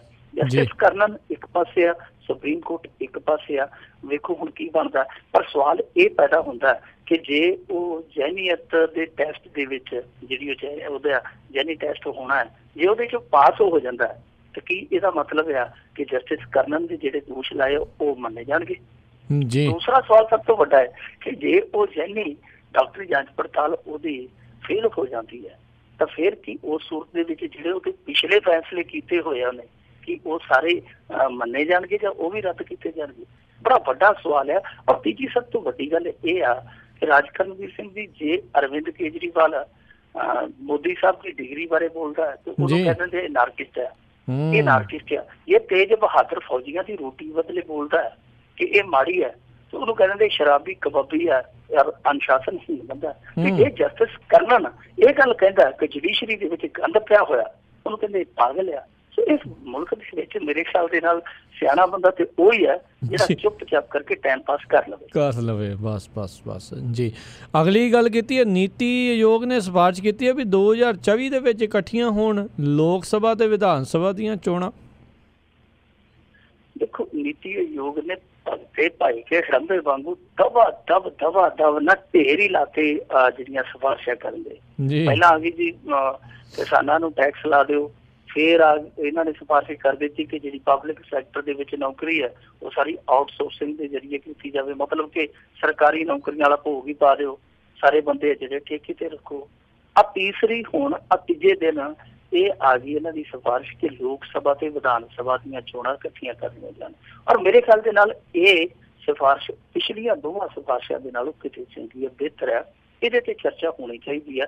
ਵੈਸੇ ਜੇ ਚਰਚਾ ਚੱਲੀ ਤੇ ਇਹ ਚਰਚਾ ਚੱਲਦੀ ਖਰੜੇ ਦੇ ਰੂਪ 'ਚ ਅਗਲੇ ਸਾਲ ਦੇ ਮਾਰਚ ਦੇ ਅੰਤ ਤੱਕ ਟੇਬਲ ਤੇ ਪਹੁੰਚੇਗੀ ਸੰਸਦ ਦੇ ਵਿੱਚ। ਫਿਰ ਉਸ ਤੋਂ ਬਾਅਦ ਇਹ ਕਾਰਵਾਈ ਚੱਲਣੀ। ਤਾਂ ਹੀ ਇੱਕ ਟਾਰਗੇਟ ਇਹਨਾਂ ਨੇ ਨਿਸ਼ਚਿਤ ਕੀਤਾ ਕਿ 2024 ਤੱਕ ਲੋਕ ਸਭਾ ਤੇ ਵਿਧਾਨ ਸਭਾ ਦਾ ਇਲੈਕਸ਼ਨ ਹੈ ਜਿਹੜਾ ਉਹ ਇਕੱਠਾ ਕਰ ਦਿੱਤਾ ਜਾਵੇ, ਸੁਮੇਲਤ ਕਰ ਦਿੱਤਾ ਜਾਵੇ। ਹੁਣ ਜਿੱਥੋਂ ਤੱਕ ਸਵਾਲ ਹੈ ਕਿ ਕੀ ਇਹ ਠੀਕ ਰਹੇਗੀ ਪ੍ਰਕਿਰਿਆ ਜਾਂ ਇਹਦੇ ਉਲਟ ਨਤੀਜੇ ਨਿਕਲਣਗੇ, ਤਾਂ ਉਹਦੇ ਵਿੱਚ ਰਾਜ ਕਰਨਵੀਰ ਸਿੰਘ ਜੀ ਬੜਾ ਸਿੰਪਲ ਜਿਹਾ ਸਵਾਲ ਹੈ। ਉਹ ਇਹ ਆ ਕਿ ਦੇਖੋ ਅਸੀਂ 10 ਕਰੋੜ ਰੁਪਏ ਤੋਂ ਚੱਲੇ ਸਾਂ ਜਦੋਂ 1953 ਦੇ ਵਿੱਚ ਪਹਿਲਾ ਇਲੈਕਸ਼ਨ ਹੋਇਆ ਸੀ। ਅੱਜ 4500 ਕਰੋੜ ਤੱਕ ਚੋਣ ਦਾ ਖਰਚਾ ਜਾ ਪਹੁੰਚਿਆ। ਸਭ ਤੋਂ ਵੱਡਾ ਸਵਾਲ ਇਹੀ ਹੈ ਕਿ ਕੀ ਅਸੀਂ ਇੰਨਾ ਖਰਚਾ ਇੱਥੇ ਬਰਦਾਸ਼ਤ ਕਰ ਸਕਦੇ ਹਾਂ, ਕਿਉਂਕਿ ਇਹ ਨਿਰੰਤਰ ਵੱਧਦਾ ਜਾ ਰਿਹਾ। ਦੂਸਰਾ ਇਹ ਹੈ ਕਿ ਸਾਡੇ ਇੱਥੇ ਰਾਜਾਂ ਦੇ ਵਿੱਚ ਚੋਣ ਆਈ ਰਹਿੰਦੀ ਹੈ। ਆ ਪੰਜਾਬ ਦਾ ਹਾਲ ਦੇਖ ਲਓ, ਇੱਕ ਚੋਣ ਭੁਗਤ ਕੇ ਹਟਿਆ ਵਿਚਾਰਾ ਪੰਜਾਬ, ਦੂਸਰੀ ਤਿਆਰ ਹੈ ਨਿਗਮਾਂ ਦੀ, ਔਰ ਨਿਗਮਾਂ ਦੀ ਆ ਗਈ ਫਿਰ ਚੋਣ ਜ਼ਾਬਤੇ ਲੱਗ ਜਾਣੇ, ਸ਼ਹਿਰਾਂ ਦੇ ਵਿੱਚ ਫਿਰ ਕੰਮ ਕਰ ਰੁਕ ਜਾਣਾ। ਇਹ ਚੋਣ ਜ਼ਾਬਤਿਆਂ ਵਾਲਾ ਵੀ ਪੰਗਾ, ਜਾਂ ਪੰਚਾਇਤ ਦਾ ਇਲੈਕਸ਼ਨ ਆ ਗਿਆ ਤਾਂ ਚੋਣ ਜ਼ਾਬਤਾ, ਫਲਾਣੇ ਦਾ ਚੋਣ ਜ਼ਾਬਤਾ। ਸੋ ਇੱਕ ਚੀਜ਼ ਇਹ ਆ। ਦੂਸਰਾ ਇਹ ਹੈ ਕਿ ਮੈਨ ਪਾਵਰ ਹੈ ਜਿਹੜੀ ਉਹ ਇੱਥੇ ਬਹੁਤ ਜ਼ਿਆਦਾ ਵੇਸਟ ਹੁੰਦੀ ਹੈ ਇਲੈਕਸ਼ਨਾਂ ਦੇ ਵਿੱਚ। ਕਦੇ ਇੱਥੇ ਇਲੈਕਸ਼ਨ, ਕਦੇ ਉੱਥੇ ਇਲੈਕਸ਼ਨ। ਸਿਕਿਉਰਿਟੀ ਫੋਰਸਿਸ ਹੈ ਜਿਹੜੀਆਂ ਉਹ ਅੱਡ ਇਸ ਪਾਸੇ ਫਾਇ ਚੜੀਆਂ ਰਹਿੰਦੀਆਂ। ਸੋ ਇਹ ਸਾਰੀਆਂ ਚੀਜ਼ਾਂ ਦੇ ਮੱਦੇ ਨਜ਼ਰ ਇਹਨਾਂ ਨੇ ਇਹ ਕਵਾਇਦ ਜਿਹੜੀ ਆਰੰਭੀ ਆ ਉਹ ਇੱਕ ਚੰਗੀ ਸ਼ੁਰੂਆਤ ਹੈ, ਇਹਦੇ ਤੇ ਚਰਚਾ ਹੋਣੀ ਚਾਹੀਦੀ ਹੈ। ਔਰ ਮੇਰੇ ਖਿਆਲ ਦੇ ਨਾਲ ਚਰਚਾ ਇਹਦੀ ਅੱਗੇ ਤੱਕ ਜਾਏਗੀ, ਕਿਉਂਕਿ ਨਰਿੰਦਰ ਮੋਦੀ ਇਹਦੇ 'ਚ ਬੜੀ ਦਿਲਚਸਪੀ ਲੈਣ ਡਿਆ। ਰਾਸ਼ਟਰਪਤੀ ਵੀ ਕਹਿ ਚੁੱਕਾ ਕਿ ਇਸ ਪਾਸੇ ਸੋਚਣਾ ਚਾਹੀਦਾ। ਜਦੋਂ ਪ੍ਰਧਾਨ ਮੰਤਰੀ ਤੇ ਰਾਸ਼ਟਰਪਤੀ ਸੋਚਦੇ ਆ ਤੇ ਫਿਰ ਇਹਦਾ ਮਤਲਬ ਹੈ ਕਿ ਇਹ ਜਿਹੜੀ ਨੀਤੀ ਆਯੋਗ ਦੀ ਇਹ ਸਿਫਾਰਿਸ਼ ਹੈ ਇਹਦੇ 'ਚ ਕਿਤੇ ਨਾ ਕਿਤੇ ਨੀਤੀ ਨਰਿੰਦਰ ਮੋਦੀ ਦੀ ਵੀ ਹੈ, ਕਿਉਂਕਿ ਨੀਤੀ ਆਯੋਗ ਹੈ ਜਿਹੜਾ ਉਹ ਪ੍ਰਧਾਨ ਮੰਤਰੀ ਦੇ ਦਫ਼ਤਰ ਦੇ ਅਧੀਨ ਚੱਲਦਾ। ਸੋ ਆਉਣ ਵਾਲੇ ਦਿਨਾਂ ਦੇ ਵਿੱਚ ਉਮੀਦ ਕੀਤੀ ਜਾ ਰਹੀ ਹੈ ਕਿ ਇਹ ਫਾਰਮੈਟ ਹੈ ਜਿਹੜਾ ਅਪਣਾਇਆ ਜਾ ਸਕਦਾ, ਇਸ ਮਾਡਲ ਨੂੰ ਅਡਾਪਟ ਕੀਤਾ ਜਾ ਸਕਦਾ। ਹੁਣ ਸਭ ਤੋਂ ਵੱਡਾ ਸਵਾਲ ਇਹ ਆ ਕਿ ਕੀ ਇਹ ਸੰਭਵ ਹੈ ਕਿ ਦੋਨੇ ਜਿੱਦਾਂ ਲੋਕ ਸਭਾ ਤੇ ਵਿਧਾਨ ਸਭਾ ਦੋਨੇ ਸਰਕਾਰਾਂ ਇੱਕੋ ਵੇਲੇ ਇਕੱਠੀਆਂ ਚੱਲਣ, ਮਤਲਬ ਕਿ ਇੱਕੋ ਮਿਆਦ ਦੇ ਵਿੱਚ। ਸਾਡੇ ਇੱਥੇ ਸਮੱਸਿਆ ਇਹ ਪੈਦਾ ਹੁੰਦੀ ਹੈ ਕਿਉਂਕਿ ਬਹੁਤ ਸਾਰੀਆਂ ਪਾਰਟੀਆਂ ਇੱਦਾਂ ਦੀਆਂ ਜਿਹੜੀਆਂ ਰਲ ਕੇ ਸਰਕਾਰਾਂ ਬਣਾਉਂਦੀਆਂ, ਯਾਨੀ ਸਰਕਾਰ ਦਾ ਹਿੱਸਾ ਬਣਦੀਆਂ, ਉਹਨਾਂ ਦੇ ਵਿੱਚੋਂ ਜੋੜ ਤੋੜ ਹੁੰਦਾ। ਸਾਡੇ ਤੇ ਇੱਥੋਂ ਤੱਕ ਵੀ ਇੱਕ ਇਤਿਹਾਸ ਰਚਿਆ ਗਿਆ ਕਿ ਇੱਕ ਸਰਕਾਰ 13 ਦਿਨ ਚੱਲੀ, ਮੈਂ 13 ਦਿਨਾਂ ਚ ਡਿੱਗ ਪਈ। ਸੋ ਇਸ ਸੂਰਤ ਦੇ ਵਿੱਚ ਜੇ ਲੋਕ ਸਭਾ ਦੀ ਇਸ ਤਰ੍ਹਾਂ ਸਰਕਾਰ ਡਿੱਗ ਜਾਂਦੀ ਹੈ, ਭੰਗ ਹੋ ਜਾਂਦੀ ਹੈ, ਤੇ ਕੀ ਵਿਧਾਨ ਸਭਾ ਦੀਆਂ ਚੋਣਾਂ ਸਾਰੀਆਂ ਜਿਹੜੀਆਂ ਅਸੈਂਬਲੀਆਂ ਭੰਗ ਕਰਕੇ ਨਾਲ ਕਰਵਾਈ ਜਾਏਗੀ? ਜਾਂ ਮੰਨ ਲਓ ਇੱਕ ਸਟੇਟ ਦੇ ਵਿੱਚ ਚਾਹੇ ਧਾਰਾ 356 ਲਾ ਕੇ ਸਰਕਾਰ ਬਰਖਾਸਤ ਕਰ ਦਿੱਤੀ ਜਾਂਦੀ ਹੈ, ਜਾਂ ਸਰਕਾਰ ਕਿਸੇ ਕਾਰਨ ਕਰਕੇ ਆਪ ਹੀ ਜੋੜ ਤੋੜ ਦਾ ਸ਼ਿਕਾਰ ਹੋ ਜਾਂਦੀ ਹੈ, ਕਿ ਉਸ ਸੂਰਤ ਦੇ ਵਿੱਚ ਜਦੋਂ ਇੱਕ ਰਾਜ ਦੇ ਵਿੱਚੋਂ ਸਰਕਾਰ ਭੰਗ ਹੁੰਦੀ ਹੈ, ਕਿ ਸਾਰੀਆਂ ਸਰਕਾਰਾਂ ਦੁਬਾਰਾ ਬਣ ਗਈਆਂ, ਕਿ ਸਾਰੇ ਰਾਜਾਂ ਦੀਆਂ ਚੋਣਾਂ ਦੁਬਾਰੇ ਹੋਣਗੀਆਂ, ਕਿ ਲੋਕ ਸਭਾ ਦੀ ਚੋਣ ਵੀ ਦੁਬਾਰਾ ਕਰਵਾਈ ਜਾਊਗੀ? ਇਹਨਾਂ ਸਵਾਲਾਂ ਤੇ ਹਾਲੇ ਤੱਕ ਕੋਈ ਸਪਸ਼ਟ ਜਵਾਬ ਨਹੀਂ ਮਿਲਦਾ ਪਿਆ। ਇਹ ਚਰਚਾ ਜ਼ਰੂਰ ਆ, ਪਰ ਚਰਚਾ ਇੱਕ ਇਹ ਵੀ ਹੈ ਕਿ ਆਖਿਰ ਪ੍ਰਧਾਨ ਮੰਤਰੀ ਔਰ ਨੀਤੀ ਆਯੋਗ ਇੰਨੇ ਕਾਲੇ ਕਿਉਂ ਆ? ਤੇ ਉਹ ਨਜ਼ਰ ਇਹ ਥੋੜਾ ਜਿਹਾ ਆਉਂਦਾ ਇਹਦੇ ਵਿੱਚੋਂ ਨਿਕਲ ਕੇ, ਹਾਲਾਂਕਿ ਧੂੜ ਬਹੁਤ ਆ ਸਵਾਲਾਂ ਦੀ, ਉਹਨਾਂ ਦੇ ਵਿੱਚੋਂ ਉੱਤਰ ਭਾਲਣੇ ਬੜੇ ਔਖੇ ਆ, ਪਰ ਇੱਕ ਉੱਤਰ ਹੈ ਜਿਹੜਾ ਉਹ ਮਾੜਾ ਜਿਹਾ ਧੁੰਦਲਾ ਜਿਹਾ ਦੀਦਾ, ਉਹ ਇਹ ਹੈ ਕਿ ਜਿਸ ਤਰੀਕੇ ਨਾਲ ਇਹਨਾਂ ਨੇ ਕਾਂਗਰਸ ਨੂੰ ਹਾਸ਼ੀਆਗ੍ਰਸਤ ਕਰ ਦਿੱਤਾ ਹੈ, ਹੁਣ ਇਹਨਾਂ ਦੇ ਸਾਹਮਣੇ ਕੋਈ ਬਹੁਤਾ ਵੱਡਾ ਚੁਣੌਤੀਕਾਰ ਰਹਿੰਦਾ ਨਹੀਂ। ਤਾਂ ਉਸ ਸੂਰਤ ਦੇ ਵਿੱਚ ਇਹਨਾਂ ਦਾ ਨਿਸ਼ਾਨਾ ਇਹ ਹੈ ਕਿ ਇੱਕ ਤਰ੍ਹਾਂ ਨਾਲ ਜਦੋਂ ਇਸ ਤਰ੍ਹਾਂ ਇਲੈਕਸ਼ਨ ਹੋਵੇ ਔਰ ਉਦੋਂ ਤੱਕ ਭਾਰਤੀ ਜਨਤਾ ਪਾਰਟੀ ਜਿਹੜੀ ਇੱਕ ਛਤਰ ਰਾਜ ਕਰਦੀ ਹੋਵੇ, ਸਾਰੇ ਰਾਜਾਂ ਦੇ ਵਿੱਚ ਸਰਕਾਰ ਬਣਾ ਚੁੱਕੀ ਹੋਵੇ ਜਾਂ ਸਰਕਾਰ ਦਾ ਹਿੱਸਾ ਹੋਵੇ, ਤੇ ਉਦੋਂ ਫਿਰ ਜਦੋਂ ਕਾਂਗਰਸ ਜਿਹੜੀ ਹਾਸ਼ੀਆਗ੍ਰਸਤ ਹੀ ਰਵੇ, ਤੇ ਉਸ ਸੂਰਤ ਦੇ ਵਿੱਚ ਜਨਤਾ ਤੋਂ ਰੈਫਰੈਂਡਮ ਦੇ ਤੌਰ ਤੇ ਲਿਆ ਜਾਵੇ, ਫਤਵਾ ਲਿਆ ਜਾਵੇ, ਯਾਨੀ ਜਿਸ ਤਰ੍ਹਾਂ ਕਾਂਗਰਸ ਨੂੰ ਇਹਨਾਂ ਨੇ ਕਿਨਾਰੇ ਤੇ ਕੀਤਾ, ਬਿਲਕੁਲ ਪਿੱਛੇ ਤੱਕ ਦਿੱਤਾ, ਉਸ ਤਰ੍ਹਾਂ ਹੀ ਜਿਹੜੀਆਂ ਖੇਤਰੀਆਂ ਪਾਰਟੀਆਂ ਉਹਨਾਂ ਨੂੰ ਵੀ ਖਾ ਲਿਆ ਜਾਵੇ, ਉਹਨਾਂ ਨੂੰ ਵੀ ਨਿਗਲ ਲਿਆ ਜਾਵੇ। ਇਹੋ ਟੀਚਾ ਲੱਗਦਾ ਭਾਰਤੀ ਜਨਤਾ ਪਾਰਟੀ ਦਾ, ਕਿ ਫਿਰ ਇੱਕੋ ਜਿਵੇਂ ਉਹ ਕਹਿੰਦੇ ਨਾ, ਸੁਨੀਆਂ ਹੋ ਜਾਣ ਗਲੀਆਂ ਦੇ ਵਿੱਚ ਮਿਰਜ਼ਾ ਯਾਰ ਫਿਰੇ, ਸਾਨੂੰ ਕੋਈ ਰੋਕਣ ਟੋਕਣ ਨਾਲ ਨਾ ਹੋਵੇ। ਜੀ ਜੀ ਜੀ ਮਿੰਟੂ ਜੀ, ਅਗਲੀ ਆਪਾਂ ਜੇ ਗੱਲ ਕਰੀਏ ਵੀ ਅਮਾਨਤੁੱਲਾ ਖਾਨ ਦੇ ਬਿਆਨ ਤੋਂ ਬਾਅਦ ਦੇ ਵਿੱਚ ਆਪ ਹੋਰ ਵੀ ਕਹਿੰਦੇ ਜੀ ਪਿੱਛੇ ਪੈ ਗਈ ਆ। ਦੇਖੋ, ਆਮ ਆਦਮੀ ਪਾਰਟੀ ਦਾ ਸੰਕਟ ਵੀ ਦਿਨੋਂ ਦਿਨ ਗੰਭੀਰ ਹੁੰਦਾ ਜਾਂਦਾ, ਔਰ ਆਪਣੇ ਬੰਦਿਆਂ ਨੇ ਇਸ ਸੰਕਟ ਨੂੰ ਹੋਰ ਜ਼ਿਆਦਾ ਡੂੰਘਾ ਕੀਤਾ। ਇਹਨਾਂ ਨੇ ਜਿਹੜਾ ਪਿਛਾਕੜ ਕੀਤਾ ਪਾਰਟੀ ਨੂੰ, ਇਹ ਆਪਣੇ ਆਪ ਦੇ ਵਿੱਚ ਇੱਕ ਤਰ੍ਹਾਂ ਨਾਲ ਕਹਿ ਲਈਏ ਆਤਮਘਾਤ ਆ। ਚਾਹੇ ਅਮਾਨਤੁੱਲਾ ਕਰਦਾ ਪਿਆ, ਚਾਹੇ ਕੋਈ ਹੋਰ ਦੂਜਾ ਤੀਜਾ ਕਰਦਾ ਪਿਆ। ਦੇਖੋ, ਸਭ ਕੁਛ ਠੀਕ ਠਾਕ ਆ, ਹੁਣ ਬਹਿ ਗਈ ਹੈ ਗਰਦ, ਬਹਿ ਗਈ ਜੋ ਇਹਨਾਂ ਤੇ ਉੱਠ ਰਹੇ ਸੀ ਸਵਾਲ, ਸਭ ਕੁਛ ਹੁਣ ਵਿਰੋਧੀ ਛਾਂ ਪਿਆ, ਪਰ ਆਪਣੇ ਆਪ ਦੇ ਇਹਨਾਂ ਦੇ ਜਿਹੜੇ ਬੰਦੇ ਆ ਉਹ ਨਹੀਂ ਟਿਕਦੇ ਪਏ। ਅਮਾਨਤੁੱਲਾ ਖਾਨ ਨੇ ਇਹ ਕਹਿ ਕੇ ਸ਼ਾਂਤ ਪਾਣੀਆਂ ਦੇ ਵਿੱਚ ਇੱਕ ਵਾਰੀ ਫੇਰ ਰਵਾਨਗੀ ਭਰ ਦਿੱਤੀ ਕਿ ਜਿਹੜਾ ਕੁਮਾਰ ਵਿਸ਼ਵਾਸ ਉਹ ਪਾਰਟੀ ਤੋੜ ਨਹੀਂ ਕਰਦਾ। ਉਹਨੇ ਇੱਥੋਂ ਤੱਕ ਦੋਸ਼ ਲਾ ਦਿੱਤਾ ਕਿ ਇੱਕ ਵਿਧਾਇਕਾਂ ਦਾ ਟੋਲਾ ਇਹਨੇ ਪੱਟਿਆ ਹੋਇਆ ਕਿ ਇੱਕ ਮੰਤਰੀ ਦੇ ਘਰ ਮੀਟਿੰਗਾਂ ਕਰਦਾ, ਤੇ ਉੱਥੇ ਇਹਨੇ ਆਪਸ਼ਨ ਦਿੱਤਾ ਉਹਨਾਂ ਬੰਦਿਆਂ ਨੂੰ ਕਿ ਜਾਂ ਤੇ ਇਸ ਤਰ੍ਹਾਂ ਕਰੋ, ਤੁਸੀਂ ਮੈਨੂੰ ਕਨਵੀਨਰ ਬਣਾ ਦਿਓ ਔਖੇ ਸੌਖੇ ਹੋ ਕੇ ਪਾਰਟੀ ਦੇ, ਤੇ ਜਾਂ ਫਿਰ ਦੂਜਾ ਬਦਲ ਅਪਣਾ ਲਓ ਕਿ ਤੁਸੀਂ ਮੇਰੇ ਪਿੱਛੇ ਲੱਗ ਜਾਓ, ਮੇਰੇ ਚੋਲੇ ਦੀਆਂ ਕੰਨੀਆਂ ਫੜ ਲਓ, ਤੇ ਮੈਂ ਤੁਹਾਨੂੰ ਭਾਰਤੀ ਜਨਤਾ ਪਾਰਟੀ ਦੇ ਖੇਮੇ ਚ ਲੈ ਜਾਣਾ, 30 ਕਰੋੜ ਰੁਪਇਆ ਤੁਹਾਨੂੰ ਦਵਾ ਦੂੰ। ਅਮਾਨਤੁੱਲਾ ਦੇ ਇਹ ਦੋਸ਼ ਜਿਹੜੇ ਬੜੇ ਗੰਭੀਰ ਸਨ। ਕੁਮਾਰ ਵਿਸ਼ਵਾਸ ਨੇ ਕੁਝ ਦਿਨ ਪਹਿਲਾਂ, ਜਾਂ ਕਹਿ ਲਈਏ ਕਿ ਇਸ ਗੱਲ ਤੋਂ ਕੁਝ ਘੰਟੇ ਪਹਿਲਾਂ ਹੀ ਇੱਕ ਟੈਲੀਵਿਜ਼ਨ ਚੈਨਲ ਨੂੰ ਇੰਟਰਵਿਊ ਦਿੱਤੀ ਸੀ। ਇੰਟਰਵਿਊ ਦੇ ਵਿੱਚ ਉਹਨੇ ਕਿਹਾ ਸੀਗਾ, ਇੱਕ ਦੀ EVM ਮਸ਼ੀਨ ਵਾਲੀ ਜਿਹੜੀ ਤੁਹਾਨੂੰ ਸਾਰਿਆਂ ਨੂੰ ਪਤਾ ਹੀ ਹੈ ਗੱਲ ਬਾਰੇ। ਦੂਸਰਾ ਉਹਨੇ ਕਿਹਾ ਸੀਗਾ ਕਿ ਜਿਹੜਾ ਅਰਵਿੰਦ ਕੇਜਰੀਵਾਲ ਹੈ ਉਹ ਇਸ ਸਮੇਂ ਓਵਰਲੋਡਡ ਹੋਇਆ ਪਿਆ, ਮਤਲਬ ਕਿ ਉਹਦੇ ਕੋਲ ਕੰਮ ਬਹੁਤ ਆ, ਤੇ ਉਹਨੂੰ ਚਾਹੀਦਾ ਹੈ ਕੁਛ ਕੰਮ ਹੈ ਜਿਹੜਾ ਉਹ ਦੂਜਿਆਂ 'ਚ ਵੰਡ ਦੇਵੇ। ਹੁਣ ਇਸ ਗੱਲ ਦਾ ਬਹੁਤ ਦੂਰ ਤੱਕ ਮਤਲਬ ਕੱਢਿਆ ਜਾ ਰਿਹਾ ਸੀਗਾ ਕਿ ਕੁਮਾਰ ਵਿਸ਼ਵਾਸ ਕਿਤੇ ਅਸਿੱਧੇ ਰੂਪ 'ਚ ਇਹ ਤੇ ਨਹੀਂ ਕਹਿੰਦਾ ਕਿ ਮੇਰੇ ਸਿਰ ਤੇ ਕਲਗੀ ਲਾ ਦਿਓ ਕਨਵੀਨਰੀ ਵਾਲੀ, ਪਰ ਦੂਜੇ ਪਾਸੇ ਜਦੋਂ ਅਮਾਨਤੁੱਲਾ ਨੇ ਇਹ ਦੋਸ਼ ਲਾਏ, ਨਾਲ ਦੀ ਨਾਲ ਅਰਵਿੰਦ ਕੇਜਰੀਵਾਲ ਨੇ ਇੱਕ ਟਵੀਟ ਕੀਤਾ। ਟਵੀਟ ਕਰਕੇ ਉਹਨੇ ਕਿਹਾ ਕਿ ਕੁਝ ਲੋਕ ਪਾਰਟੀ ਨੂੰ ਤੋੜਦੇ ਪਏ, ਕੁਮਾਰ ਵਿਸ਼ਵਾਸ ਮੇਰੇ ਭਰਾਵਾਂ ਵਰਗਾ ਹੈ ਔਰ ਸਾਡੇ ਵਿੱਚ ਦਰਾਰ ਪਾਉਣ ਦੀ ਕੋਸ਼ਿਸ਼ ਕੀਤੀ ਜਾ ਰਹੀ ਹੈ। ਉਹਦਾ ਹੁਣ ਸਿੱਧਾ ਮਤਲਬ ਸੀਗਾ ਅਮਾਨਤੁੱਲਾ ਖਾਨ ਤੇ ਕੁਝ ਲੋਕ ਦਰਾਰ ਪਾ ਰਹੇ ਆ। ਹੁਣ ਜਿਹੜਾ ਅਮਾਨਤੁੱਲਾ ਖਾਨ ਆ ਉਹ ਇਹ ਕਹਿੰਦਾ ਕਿ ਜੀ ਜਿਹੜਾ ਕੁਮਾਰ ਵਿਸ਼ਵਾਸ ਆ, ਜੇ ਉਹ ਗੱਲ ਟੈਲੀਵਿਜ਼ਨ ਚੈਨਲਾਂ ਤੇ ਜਾ ਕੇ ਕਹਿ ਸਕਦਾ, ਉਹ ਪੋਲੀਟੀਕਲ ਅਫੇਅਰਸ ਕਮੇਟੀ ਦਾ ਮੈਂਬਰ ਆ, ਉਹ ਉਸ ਫੋਰਮ ਦੇ ਵਿੱਚ ਜਾ ਕੇ ਕਿਉਂ ਨਹੀਂ ਕਹਿੰਦਾ? ਤੇ ਹੁਣ ਇਹੋ ਹੀ ਜਿਹੜੀ ਗੱਲ ਆ ਉਹ ਅਮਾਨਤੁੱਲਾ ਖਾਨ ਤੇ ਵੀ ਲਾਗੂ ਹੁੰਦੀ ਹੈ ਕਿ ਜਿਹੜੀ ਅਰਲੀ ਜੀ ਦੇ ਅੱਗੇ ਤੂੰ ਬੋਲਣ ਡਿਆ, ਉਹ ਮੈਂ ਕਿਹੜਾ ਕਾਰਸੇ ਵਾਲੇ ਬਾਬਿਆਂ ਦਾ, ਉਹ ਵੀ ਤੇ ਮੀਡੀਆ ਵਾਲਿਆਂ ਦਾ, ਤੂੰ ਵੀ ਮੀਡੀਆ ਵਾਲਿਆਂ ਦੇ ਸਾਹਮਣੇ ਬੋਲਣ ਡਿਆ। ਉਹ ਵੀ ਮੀਡੀਆ ਦੇ ਸਾਹਮਣੇ ਬੋਲਣ ਡਿਆ। ਹੁਣ ਅਲਕਾ ਲਾਂਬਾ ਨੇ ਅੱਜ ਮੰਗ ਕੀਤੀ ਕਿ ਅਮਾਨਤੁੱਲਾ ਖਾਨ ਨੂੰ ਜਾਂ ਤੇ ਕਿਹਾ ਜਾਵੇ ਉਹ ਸਬੂਤ ਪੇਸ਼ ਕਰੇ, ਨਹੀਂ ਤੇ ਇਹਦੇ ਖਿਲਾਫ ਕਾਰਵਾਈ ਕੱਢਣੀ ਹੋਵੇ। ਦੂਜੇ ਪਾਸੇ ਹੋਰ ਵਿਧਾਇਕ ਹੈ ਜਿਹੜੇ ਅਰਵਿੰਦ ਕੇਜਰੀਵਾਲ ਦੇ ਖੀਮੇ ਦੇ ਆ ਔਰ ਵਫਾਦਾਰ ਹੈ ਕੇਜਰੀਵਾਲ ਦੇ, ਉਹ ਕਹਿੰਦੇ ਕਿ ਬਿਲਕੁਲ ਜਾਂ ਤੇ ਸਬੂਤ ਦਿਖਾਵੇ ਬੰਦਾ ਜਾਂ ਕਾਰਵਾਈ ਲਈ ਤਿਆਰ ਹੋਵੇ।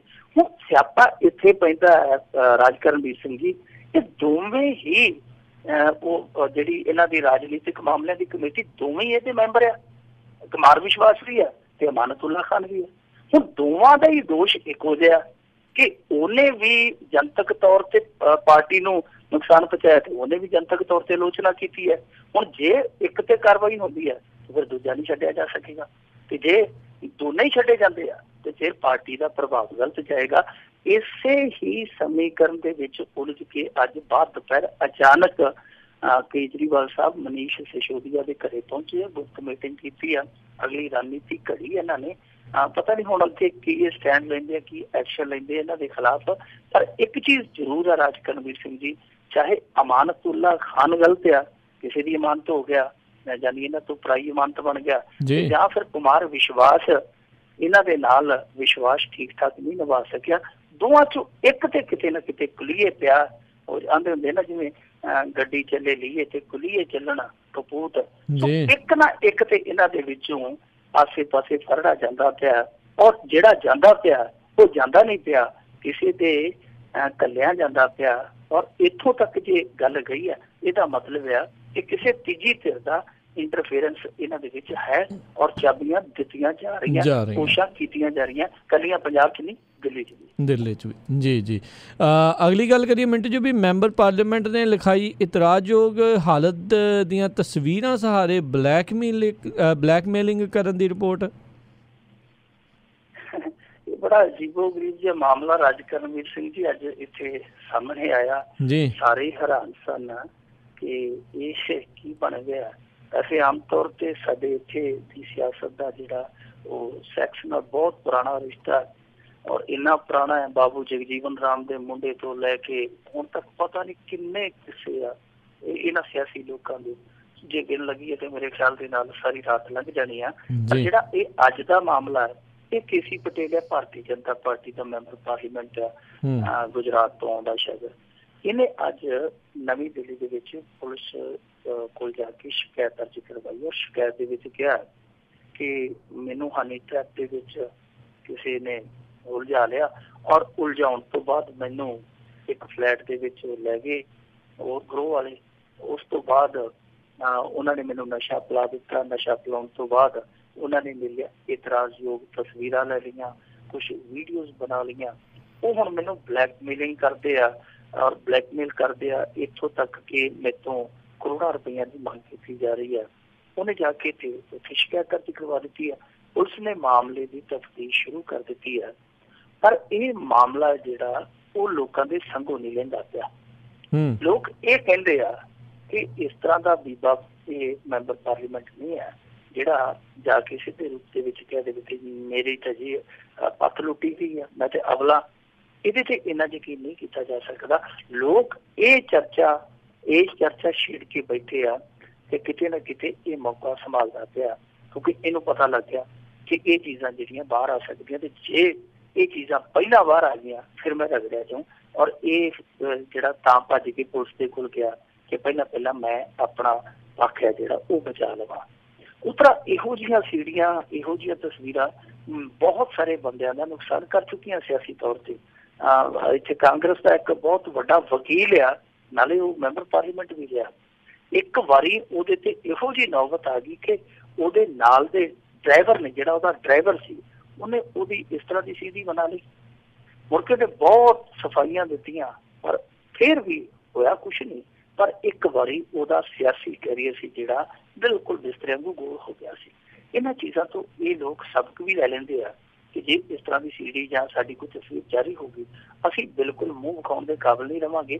ਸਿਆਸੀ ਕੈਰੀਅਰ ਹੈ ਜਿਹੜਾ ਉਹ ਸਾਡਾ ਬਿਲਕੁਲ ਤਬਾਹ ਹੋ ਜਾਏਗਾ। ਸੋ ਇਸ ਕਰਕੇ ਹੋ ਸਕਦਾ ਕਿ ਕੇਸੀ ਪਟੇਲ ਨੇ ਇਹ ਦਾਅ ਬਚਾਇਆ ਹੋਵੇ, ਪਰ ਇਹਦੇ ਦਾਅ ਬਚਾਏ ਤੋਂ ਲੋਕੀ ਅੱਜ ਇਹ ਜ਼ਰੂਰ ਕਹਿੰਦੇ ਪਏ ਆ ਕਿ ਸਿਆਸਤਦਾਨ ਸੁਣਿਆ ਸੀਗਾ ਕਿ ਮੌਕਾ ਪ੍ਰਸਤ ਹੁੰਦੇ, ਪਰ ਅੱਜ ਪਤਾ ਲੱਗ ਗਿਆ ਕਿ ਮੌਕਾ ਸੰਭਾਲ ਵੀ ਹੁੰਦੇ ਆ।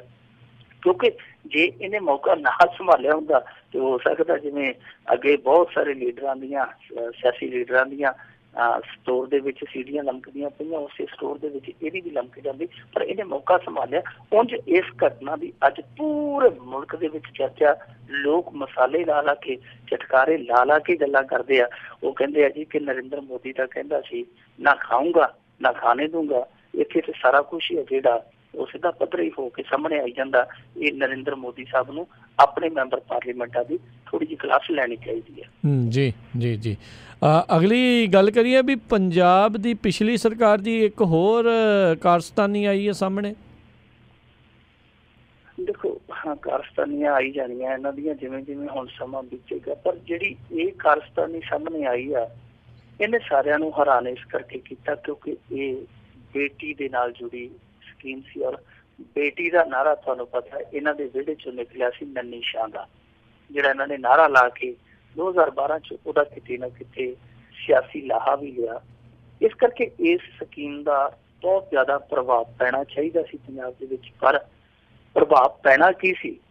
ਪ੍ਰਭਾਵ ਪਿਆ ਹੀ ਕੱਖ ਨਹੀਂ। ਹੋਇਆ ਇਉਂ ਕਿ ਜਦੋਂ ਨਰਿੰਦਰ ਮੋਦੀ ਆਇਆ ਇਹਨੇ 5-7 ਸਕੀਮਾਂ ਜਿਹੜੀਆਂ ਪੈਂਦੇ ਸੱਟੇ ਜਾਰੀ ਕੀਤੀਆਂ ਸਨ।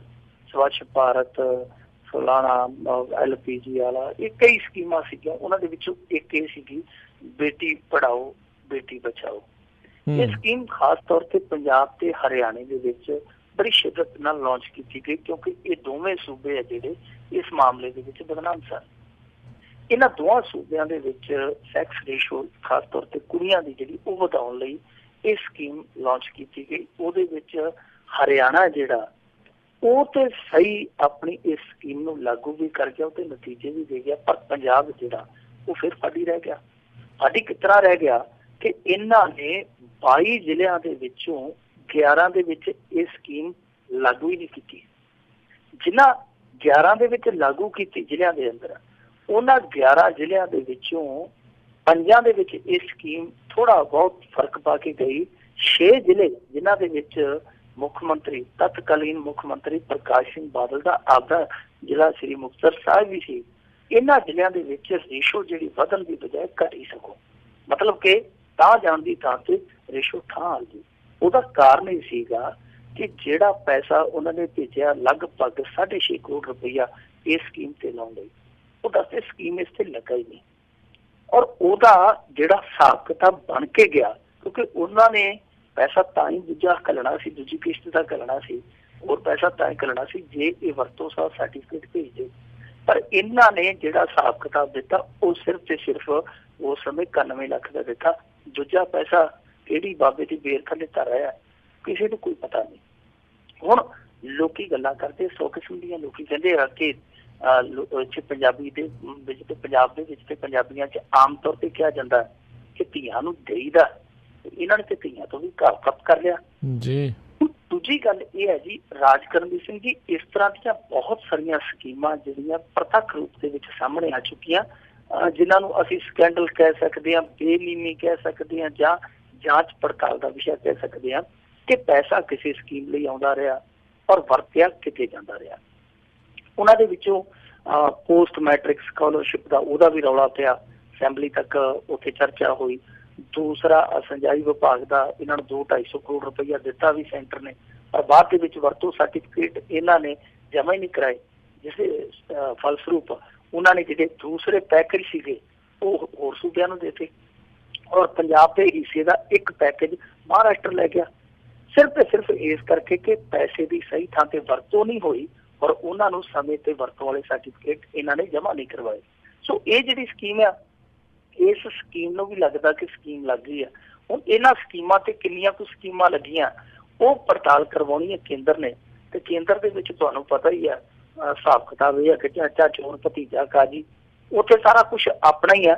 ਹੁਣ ਜੇ ਇਹਨਾਂ ਸਾਰੀਆਂ ਸਕੀਮਾਂ ਦਾ, ਜਿਨ੍ਹਾਂ ਤੇ ਸਕੀਮਾਂ ਲਾਈਆਂ ਗਈਆਂ, ਸਕੀਮਾਂ ਪਾਈਆਂ ਗਈਆਂ, ਸਾਰੀਆਂ ਦਾ ਲੇਖਾ ਜੋਖਾ ਹੋਵੇ ਤੇ ਬਹੁਤ ਕੁਛ, ਜਿਵੇਂ ਤੁਸੀਂ ਅੱਗੇ ਕਿਹਾ ਨਾ ਕਾਰਸਤਾਨੀ, ਤਾਂ ਕਾਰਸਤਾਨੀ ਇੱਕ ਨਹੀਂ, ਕਾਰਸਤਾਨੀਆਂ ਦਾ ਕਈ ਵੱਡਾ ਕਿੱਸਾ ਨਿਕਲ ਸਕਦਾ, ਕਈ ਕਹਾਣੀਆਂ ਨਿਕਲ ਸਕਦੀਆਂ ਜੇਕਰ ਜਾਂਚ ਪੜਤਾਲ ਕੀਤੀ ਜਾਵੇ। ਕਿਉਂਕਿ ਜਿਸ ਸਕੀਮ ਲਈ ਪੈਸਾ ਆਉਂਦਾ ਹੈ ਨੇਮ ਕਹਿੰਦੇ ਕਿ ਉਸ ਸਕੀਮ ਤੇ ਪੈਸੇ ਖਰਚ ਹੋਣੇ ਚਾਹੀਦੇ ਆ।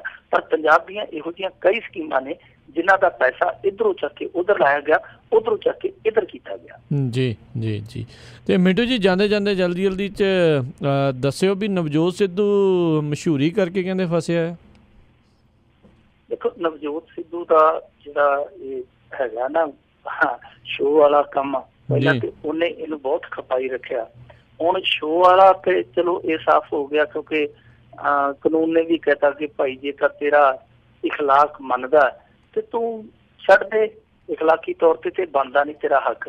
ਪਰ ਜੇ ਤੂੰ ਕਹਿਣਾ ਕਿ ਮੇਰਾ ਜ਼ਰੀਆ ਰੋਜੀ ਹੈ ਤੇ ਤੂੰ ਕਰੀ ਵੀ ਚੱਲ, ਕਿਉਂਕਿ ਕਾਨੂੰਨ ਤੈਨੂੰ ਨਹੀਂ ਰੋਕ ਸਕਦਾ। ਉਹ ਨਿਬੜਨਾ ਬੜਾ ਗਿਆ। ਪਰ ਹੁਣ ਦੂਸਰਾ ਇਹਦੇ ਗੱਲ ਦੇ ਵਿੱਚ ਫਸਦਾ ਇਹ ਪੈ ਗਿਆ ਕਿ ਇਹ ਇੱਕ ਮਸ਼ਹੂਰੀ ਕਰਦਾ ਹੈ, ਔਰ ਮਸ਼ਹੂਰੀ ਕਰਦਾ ਇੰਗਲਿਸ਼ ਮੈਜਿਕ ਮਸ਼ੀਨ ਦੀ ਕਿ ਇੰਗਲਿਸ਼ ਬੋਲਣਾ ਦਿਨਾਂ 'ਚ ਸਿਖਾ ਦਿੰਦੀ, ਘੰਟਿਆਂ 'ਚ ਸਿਖਾ ਦਿੰਦੀ ਹੈ। ਉਸ ਐਡ ਨੇ ਨਵਜੋਤ ਸਿੱਧੂ ਨੂੰ ਅੜਾ ਦਿੱਤਾ। ਇਹ ਇੱਕ ਵਾਰੀ ਫਿਰ ਗੱਲ ਹੈ ਜਿਹੜੀ ਉਹ ਅਦਾਲਤ 'ਚ ਚਲੇਗੀ। Punjab and Haryana high court ਨੇ ਇਹਦੇ ਖਿਲਾਫ ਨੋਟਿਸ ਜਾਰੀ ਕਰ ਦਿੱਤਾ, ਇਹਨੂੰ ਜਵਾਬਦੇਹੀ ਕਰਨੀ ਪਵੇਗੀ। ਹੁਣ ਮਸਲਾ ਇਹ ਹੈ ਕਿ ਇਹ ਸੰਵਿਧਾਨਕ ਅਹੁਦੇ ਤੇ ਬਹਿ ਕੇ ਮਸ਼ਹੂਰੀ ਨਹੀਂ ਕਰ ਸਕਦਾ। ਦੂਜੀ ਗੱਲ ਇਹ ਆ ਕਿ ਇਹਦੀ ਇੱਕ ਉਦਾਹਰਨ ਅਸੀਂ ਪਿਛਲੇ ਕੁਛ ਦਿਨ ਪਹਿਲਾਂ ਦੇਖ ਚੁੱਕੇ ਆ। ਨਰਿੰਦਰ ਮੋਦੀ ਦੀ ਫੋਟੋ ਵਰਤੀ ਗਈ ਸੀ ਜੀਓ ਵਾਲਿਆਂ ਦੇ ਇੱਕ ਐਡ ਦੇ ਵਿੱਚ। ਆ ਜਿਹੜੇ ਰਿਲਾਇੰਸ ਵਾਲੇ ਆਏ ਆ, ਇਹਨਾਂ ਨੇ ਵਰਤੀ ਸੀ। ਇਹਨਾਂ ਨੂੰ ਬਕਾਇਦਾ ਜੁਰਮਾਨਾ ਹੋਇਆ ਸੀ, ਚਾਹੇ ਜੁਰਮਾਨੇ ਦੀ ਰਾਸ਼ੀ ਇੰਨੀ ਕੁ ਸੀ ਕਿ ਰਿਲਾਇੰਸ ਵਾਲਿਆਂ ਦੇ ਮੇਰੇ ਖਿਆਲ ਦੇ ਨਾਲ ਜਿਹੜੇ ਹੁੰਦੇ ਆ ਟੁੱਟੇ ਫੁੱਟੇ ਬਟਵੇ, ਉਹਨਾਂ ਦੇ ਵਿੱਚ ਵੀ ਇੰਨੇ ਕੁ ਪੈਸੇ ਨਿਕਲ ਆ ਸਕਦੇ ਜਿਹੜੇ ਉਹਨਾਂ ਨੇ ਅਖਬਾਰ 'ਚ ਸੁੱਟੇ ਹੋਣੇ। ਉਹਨਾਂ ਕੁ ਜੁਰਮਾਨਾ ਲਾ ਕੇ ਉਹਨਾਂ ਨੂੰ ਸਾੜ ਦਿੱਤਾ ਗਿਆ। ਫਿਰ ਪੇਟੀਐਮ ਸੀ ਇੱਕ ਕੰਪਨੀ, ਉਹਨੇ ਵੀ ਇਸ਼ਤਿਹਾਰ 'ਚ ਫੋਟੋ ਵਰਤੀ ਸੀ, ਉਹਨਾਂ ਦਾ ਵੀ ਇਹੋ ਹੀ ਹਾਲ ਹੋਇਆ ਸੀ, ਇਹੋ ਹੀ ਹਸ਼ਰ ਹੋਇਆ ਸੀ। ਪੇਟੀਐਮ ਨੂੰ ਵੀ ਚੇਤਾਵਨੀ ਦਿੱਤੀ ਗਈ। ਸੋ ਜਿਹੜਾ ਮੰਤਰੀ ਸੰਤਰੀ ਹੈ ਇਸ ਤਰੀਕੇ ਦਾ ਸੰਵਿਧਾਨਕ ਅਹੁਦੇ ਤੇ ਬੈਠਾ, ਉਹ ਮੇਰੇ ਖਿਆਲ ਦੇ ਨਾਲ ਇਹੋ ਜਿਹਾ ਕੰਮ ਨਹੀਂ ਕਰ ਸਕਦਾ। ਹੁਣ ਨਵਜੋਤ ਸਿੱਧੂ ਇਹ ਸਫਾਈ ਦੇਣ ਡਿਆ ਕਿ ਇਹ ਸਾਲ ਪੁਰਾਣੀ ਐਡ ਆ ਤੇ ਮੇਰੇ ਤੇ ਹੁਣ ਤੋਂ ਉਂਗਲ ਉਠਾਈ ਜਾ ਰਹੀ ਹੈ। ਪਰ ਲੋਕਾਂ ਦਾ ਕਹਿਣਾ ਹੈ ਕਿ ਸਾਲ ਪਹਿਲਾਂ ਤੂੰ ਸ਼ੂਟ ਕੀਤੀ ਹੋ ਸਕਦੀ ਹੈ, 2 ਸਾਲ ਪਹਿਲਾਂ ਤੂੰ ਬਣਾਈ ਹੋ ਸਕਦੀ ਹੈ, ਪਰ ਉਹ ਅੱਜ ਵੀ ਤੇ ਟੈਲੀਕਾਸਟ ਹੋਣ ਡਈ ਹੈ ਨਾ, ਚੈਨਲਾਂ ਤੇ ਅੱਜ ਵੀ ਚੱਲਣ ਡਈ ਹੈ। ਸੋ ਨਵਜੋਤ ਸਿੱਧੂ ਕੋਲ ਆਪਸ਼ਨ ਹੁਣ ਇਹੀ ਹੈ ਕਿ ਇਹ ਇਸ ਐਡ ਨੂੰ ਬੰਦ ਕਰਾਵੇ ਜਾਂ ਉਹਨਾਂ ਨੂੰ ਕਹੇ ਕਿ ਭਾਈ ਮੈਂ ਤੁਹਾਡੇ ਨਾਲ ਕਰਾਰ ਤੋੜਿਆ, ਜਿਹੜਾ ਕੋਈ ਲਿਆ ਦਿੱਤਾ ਉਹ ਛੱਡ ਛਡਾ ਦੇਵੇ। ਨਹੀਂ ਤੇ ਆਉਣ ਵਾਲੇ ਦਿਨਾਂ 'ਚ ਨਵਜੋਤ ਸਿੱਧੂ ਨੂੰ ਮੁਸ਼ਕਿਲਾਂ ਦਾ ਸਾਹਮਣਾ ਕਰਨਾ ਪਏਗਾ। ਔਖਾ ਸੌਖਾ ਹੋ ਕੇ ਮੇਰੇ ਖਿਆਲ ਦੇ ਨਾਲ ਐਡ ਛੱਡ ਦੇਵੇ ਤੇ ਚੰਗਾ, ਕਿਉਂਕਿ ਨਹੀਂ ਤੇ ਫਿਰ ਇਹਦਾ ਸਿੱਧੂ ਦਾ ਮੱਕੂ ਥੱਪਿਆ ਜਾਣਾ। ਕਿਉਂਕਿ ਐਤਕੀ ਜਿਹੜੀ ਗੱਲ ਹੈ ਨਾ, ਐਤਕੀ ਜਿਹੜਾ ਮਸਲਾ ਹੈ ਉਹ ਪਿਛਲੇ ਮਸਲੇ ਤੋਂ, ਸ਼ੋਅ ਵਾਲੇ ਮਸਲੇ ਤੋਂ ਕੁਝ ਵੱਖਰਾ ਹੈ। ਜੀ ਜੀ। ਤੇ ਬਹੁਤ ਬਹੁਤ ਧੰਨਵਾਦ ਕਰਦੇ ਹਾਂ ਤੁਹਾਡਾ ਮਿੰਟੂ ਜੀ, ਤੁਸੀਂ ਸਾਡੇ ਨਾਲ ਜੁੜੇ, ਇਹਨਾਂ ਖਬਰਾਂ ਬਾਰੇ ਸਾਨੂੰ ਵਿਸਥਾਰ ਦੇ ਵਿੱਚ ਜਾਣਕਾਰੀ ਦਿੱਤੀਆਂ। ਅਗਲੀ ਵਾਰ ਤੱਕ ਲਈ ਤੁਹਾਡਾ ਬਹੁਤ ਬਹੁਤ ਧੰਨਵਾਦ, ਬੜੀ ਮਿਹਰਬਾਨੀ। ਸਤਿ ਸ੍ਰੀ ਅਕਾਲ। ਤੇ ਸਰੋਤਿਓ, ਇੱਥੇ ਹੀ ਸਾਡਾ ਅੱਜ ਦਾ ਇਹ ਪ੍ਰੋਗਰਾਮ ਖਬਰ ਤੇ ਨਜ਼ਰ ਉਹ ਵੀ ਹੁਣ ਸਮਾਪਤ ਹੈ। ਹੁਣ ਮੈਨੂੰ ਰਾਜਕਨਵੀਰ ਸਿੰਘ ਨੂੰ ਇਜਾਜ਼ਤ ਦਿਓ। ਮੇਰੇ ਵੱਲੋਂ ਤੁਹਾਨੂੰ ਸਾਰਿਆਂ ਨੂੰ ਬਹੁਤ ਪਿਆਰ ਸਤਿਕਾਰ ਸਹਿਤ ਦੋਨੋਂ ਅੱਜ ਜੋੜ ਕੇ ਨਿੱਘੀ ਜਿਹੀ ਸਤਿ ਸ੍ਰੀ ਅਕਾਲ ਹੈ ਜੀ। ਜਿਹਦੇ ਵਾਸਤੇ ਰਹੋ, ਹੱਸਦੇ ਖੇਡਦੇ ਰਹੋ ਤੇ ਸੁਣਦੇ ਰਹੋ ਜੀ ਪੰਜਾਬੀ ਰੇਡੀਓ USA।